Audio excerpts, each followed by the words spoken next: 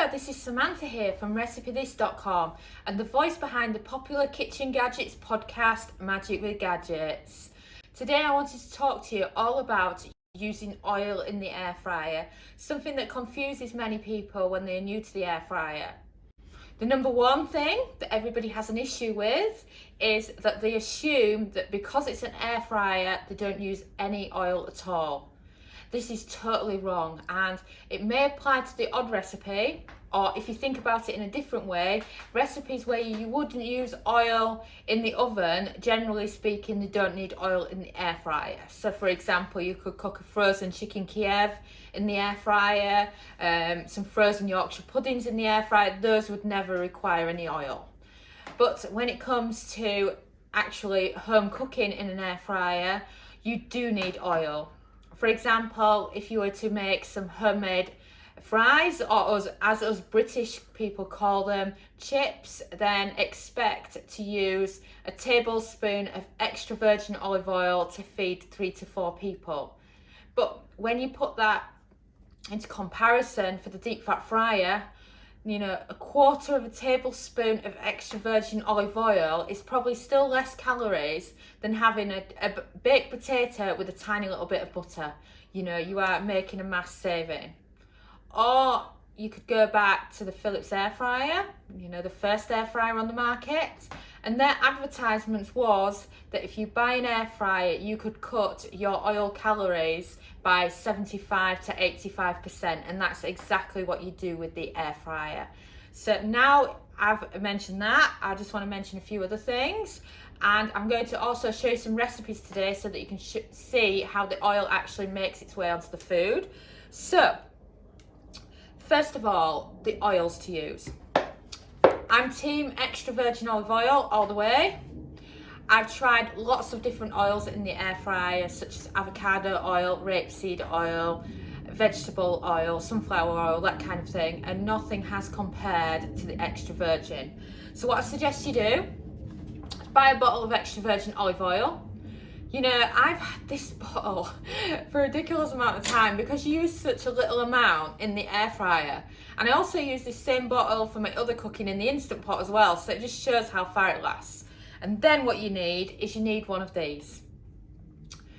This was from an old bottle of rapeseed oil that we tried in the air fryer. We really didn't like it, so we disposed of it and we refilled it with extra virgin olive oil. The exact same oil that's in there, there's no difference, it's just a spray bottle.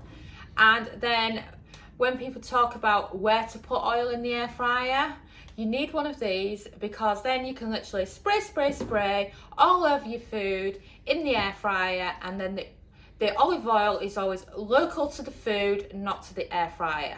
So I've seen some people go gush, gush, gush, gush, gush, like that all over the food in the air fryer basket. And the problem you got there is you're adding way too much oil to your food that is unnecessary. You really don't need that much oil when you're air frying. And that's probably one of the reasons why so many people's air fryers smoke so much, is because you've added too much oil. And you never add it to the actual basket, just to the food.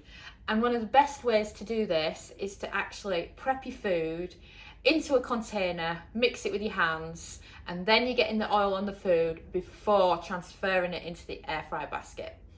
And then another thing I recommend is that you have some measuring cups.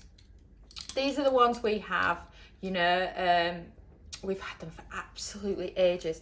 Hence why I'm only down to 4, because I've got a little girl that loves playing with them and she's always helping herself to them. But basically I use the 5ml one quite a lot, and that's the equivalent of a teaspoon. So I can fill the oil into there and then pour it into the food as I mix it, and then I know I'm not adding too much oil. And then the one other fat that I have used in the air fryer, which probably surprised you because of how fatty it is actually duck fat. I've used this duck fat many times in the air fryer, and you know, you say, oh, duck fat, it's so fatty, but it produces the best roast potatoes that you would ever try. I mean, check out our recipe on RecipeThis.com for our duck fat roasties because they are amazing. But the same rule applies as does with the extra virgin, and that's that you only need about a teaspoon of duck fat to feed 4 people. So that's a quarter of a teaspoon of duck fat for roast potatoes. And I dread to think how much duck fat you would put in the oven to create roast potatoes of a similar standard. So those are the oils that I recommend. I recommend that you always have some measuring cups of some sort, or even, a tablespoon from your drawer, that kind of thing. And then next, what I want to do is I want to dive into a recipe and show you exactly how to add the oil to the food. So, as I've mentioned, this olive oil spray is fantastic for all kinds of things, but what it's also good at is if you're not happy with how your food looks and you want it more crispy, then you can spray the food when it's directly in the air fryer, like this. A quick spray around, and then you can put your food back in.